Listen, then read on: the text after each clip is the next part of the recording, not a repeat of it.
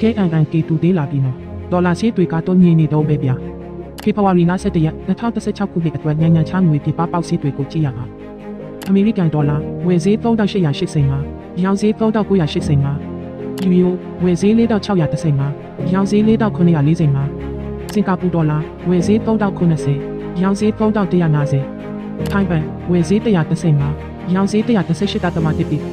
မလေးရှားရေးပြီဝယ်ဈေး989ရောင်းဈေး1015ဂျပန်ယန်ဝယ်ဈေး14.9ရောင်းဈေး15.9တရုတ်ယွမ်ဝယ်ဈေး960ပြီရောင်းဈေး986ကိုရီးယားဝမ်ဝယ်ဈေး1.6ခုနှစ်ရောင်းဈေး1.9ခုနှစ်ပြည်တင်ပါဝယ်ဈေး9315ရောင်းဈေး9455ဩစတြေးလျဒေါ်လာဝယ်ဈေး1954ရောင်းဈေး1814ကနေဒါဒေါ်လာဝယ်ဈေး1868ရောင်းဈေး1940ထိုင်ဝမ်ဒေါ်လာဝယ်ဈေး130ရောင်းဈေး116 UAE ဝယ်ဈေး1058ရောင်းဈေး1085အိန္ဒိယ UP ဝယ်ဈေး41.83ရောင်းဈေး43.9ဟောင်ကောင်ဒေါ်လာဝယ်ဈေး490ရောင်းဈေး